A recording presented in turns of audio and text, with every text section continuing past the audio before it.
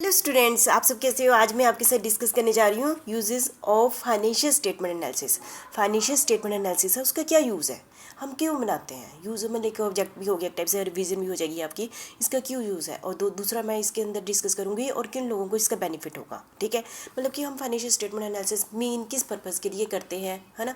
इसका यूज़ क्या है। ठीक है, तो सबसे पहले हम डिस्कस करते हैं uses of financial statement analysis. सबसे पहले स्क्रीनिंग प्रॉफिटेबिलिटी। देखो, हर एक प्रॉफिटेबिलिटी के बारे में बताया है। जैसे कि आप सभी को पता है कि बैलेंस शीट से भी हमें कंपनी के प्रॉफिट का पता चल जाता है और प्रॉफिट एंड लॉस अकाउंट से भी पता चल जाता है, लेकिन ये लिमिटेड है। ठीक है, यदि हम एनालिसिस करते हैं तो डिफरेंट रेशो क्रिएट की जाती है प्रॉफिट से रिलेटेड। प्रॉफिट का कंपेयर किस डिफरेंट एक्सपेंसेस के साथ किया जाता है, इन्वेस्टमेंट के साथ कंपेयर किया जाता है। तो प्रॉफिटेबिलिटी की डिटेल में हमें काफ़ी एनालिसिस से पता चलता है। ठीक है, तो यदि जितनी ज़्यादा क्योंकि एक आप देख लो, जितना हम सक्सेस होंगे, बिजनेस की टोटल पर्पज़ क्या है, प्रॉफिट कमाना। जितना भी हमें प्रॉफिटेबिलिटी का अच्छे से पता चलेगा, उतनी ही उसकी रेपुटेशन बढ़ेगी।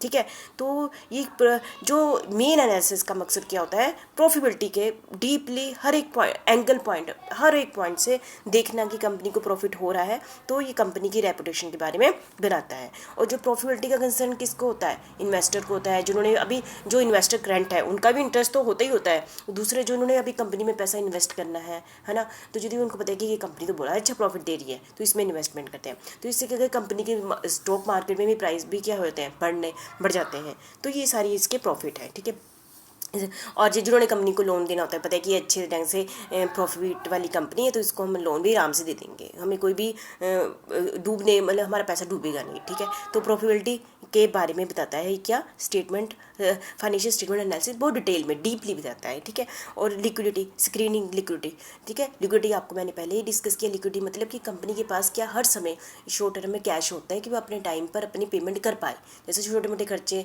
जिनको लेबर को देने हैं, एक्सपेंसेस करने हैं, क्रेडिटर को पेमेंट करनी है। ठीक है, शॉर्ट टर्म लोन पेमेंट कर पाती है कि नहीं कर पाती है। लिक्विडिटी बहुत ही इंपॉर्टेंट होती है, क्योंकि ऐसी बहुत सारी कंपनियां होती है जो बहुत ही ग्रोथ करती है, लेकिन उनके पास लिक्विड में पैसा नहीं होता, क्योंकि वो लगाती रहती है।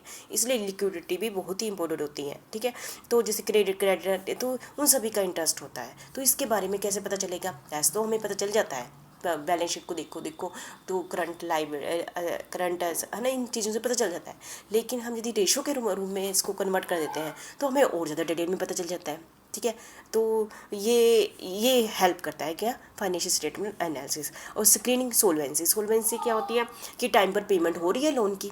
ठीक है, जैसे लॉन्ग टर्म में जो भी कंपनी को लोन देता है, जिन्होंने कंपनी को जैसे डिवेंचर के रूप में भी लोन दिया हुआ है या फ्यूचर में लोन देना चाहते हैं, वो देखते हैं कि कंपनी क्या टाइम पर लोन दे पाती है, अपना टाइम पर इंटरेस्ट दे पाती है। ठीक है, तो क्योंकि बहुत बार ज़्यादा अमाउंट उसने लिया होता है तो टाइम पर दे पाती है। तो सोल्वेंसी के बारे में भी काफ़ी सालों की हम यदि उसकी पिछली रिपोर्ट निकालें, सोल्वेंसी रेशो निकालें कि दे पाती है कि नहीं दे पाती है, कि टाइम कंप्लीट होने के कितने टाइम के अंदर सब कुछ दे देती है, नॉन मॉनिटरी इन्फॉर्मेशन से भी पता चल जाता है।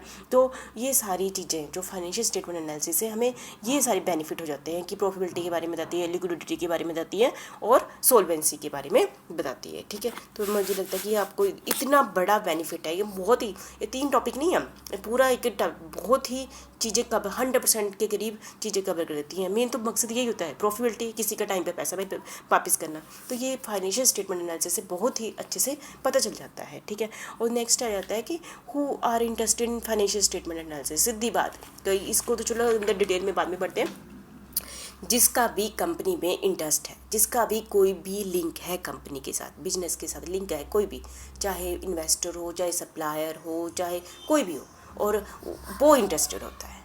ठीक है ना, जो अभी फ्यूचर में बनेंगे इन्वेस्टर या लोन लैंडर होल्डर, जो भी जिन्होंने कंपनी को लोन देना फ्यूचर में, उनका भी इंटरेस्ट होता है। Who are interested in financial, वो उनका फाइनेंशियल स्टेटमेंट एनालिसिस में इंटरेस्ट होता ही होता है। देखो, सबसे पहले इन्वेस्टर एग्जिस्टिंग और प्रोस्पेक्टिव। एग्जिस्टिंग का मतलब क्या होगा, जो है इन्वेस्टर, वो देख रहे हैं कि कंपनी की financial statement analysis different ratio या डिफरेंट कॉमन साइज स्टेटमेंट या कंपेरेटिव स्टेटमेंट से उनको कंपनी के बारे में पता चल जाता है, प्रॉफिटेबिलिटी के, लिक्विडिटी के, सब कुछ चीज़ों का पता चल जाता है। तो वो चाहते हैं कि क्या हम पैसे यहीं लगा ही रखें कि इससे निकाल के दूसरी कंपनी में इन्वेस्ट कर दें।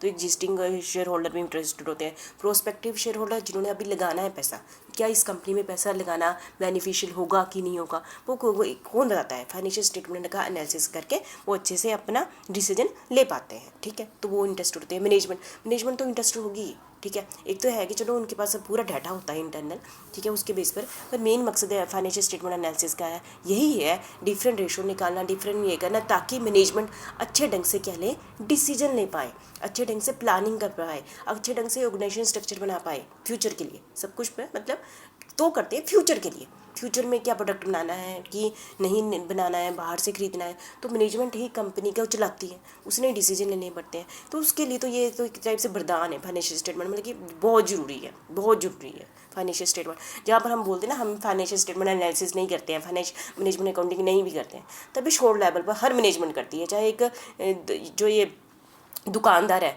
वो भी करता है, चाहे हम उसको कागजों में ना कहकर, है ना, ऐसे नहीं कहते, हर कोई करता है, स्टेटमेंट अपने लेवल पर करता है, ठीक है। और banker, financial institution and other lender, जिन्होंने कंपनी को लोन दिया हुआ है या फ्यूचर में देंगे, तो वो देखते हैं कंपनी की सोल्वेंसी रेशो क्या है, कंपनी की प्रॉफिटेबिलिटी रेशो क्या है, डिफरेंट एनालिसिस करके तो कंपनी के बारे में पता कर लेते हैं। इनको देना है लोन, यदि ज़्यादा ही थोड़ी रिस्की है तो उस पर ज़्यादा इंटरेस्ट लगाएंगे, ठीक है, और देना है नहीं देना है, ये सारा उसको इन सभी बैंकर को, इंस्टीट्यूशन को हेल्प करता है कौन, फाइनेंशियल स्टेटमेंट एनालिसिस, ठीक है। तो पता चल जाता है ना डिटेल में किस चीज़ के बारे में पता चल जाता है। सप्लायर और क्रेडिटर, जिन्होंने कंपनी को एक टाइप से सप्लायर और क्रेडिटर ने भी कंपनी को शॉर्ट टर्म लोन दिया होता है, जो उधार में सामान बेचते हैं कंपनी को ना, बिजनेसमैन को, तो उनको बताया कि यदि देख लेते हैं कि अच्छी कंपनी है, टाइम पे पैसा दे देती है, पिछले सप्लायर को दे देते थे, क्या हमें भी दे देंगे, तो इस टाइप से ये उनके लिए भी बेनिफिशियल होता है कि सप्लायर और क्रेडिटर के लिए भी कि कंपनी की पोजीशन क्या है, कि जिनके साथ वो डीलिंग करते हैं, हर रोज़ पैसे की इतनी डीलिंग होती है, तो उनको सामान देते हैं तो वो क्या ठीक है, ठीक है। इम्प्लाई तो इंटरेस्टेड होंगे ही, क्योंकि उनका फ्यूचर भी कंपनी पर डिपेंड करता है, बिजनेस पर कि ये कंपनी अच्छी चली है, अच्छी प्रॉफिटेबिलिटी है, अच्छी सोल्वेंसी रेशो, तो वो टाइम पर उनके एक तो सैलरी दे देंगे और कंपनी का फ्यूचर भी अच्छा है। ऐसा तो नहीं कि मुझे कल जॉब से निकाल दिया जाएगा, क्या, और उसका इंटरेस्ट होता है प्रॉफिट कि मुझे टाइम पर सैलरी मिल जाएगी, और कंपनी का बड़ी अच्छी चली तो उसको बोनस में भी इंटरेस्ट होता है ना। तो इसलिए एम्प्लॉय का तो इंटरेस्ट होता ही है, क्योंकि देखो हम जहाँ भी जॉब करते हैं तो वो अच्छी होगी तभी हमारी जॉब सिक्योर है ना, तो एम्प्लॉय के लिए तो इंटरेस्टेड होगा ही ना।